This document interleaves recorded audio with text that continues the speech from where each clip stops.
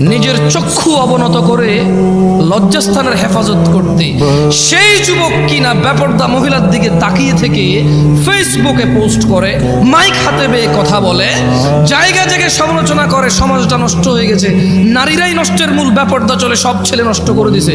অথচ ও ল্যাংটা হাঁটলেও পুরুষের জন্য আল্লাহর পক্ষ থেকে আদেশ, নিচে তাকাবে তারপরে হাঁটবে। ও নিচে তাকাবে না, নিজেরটা মানবে না, আরেকজন মানে নাই, সেটার সমালোচনা করে বেড়ায় যুবক।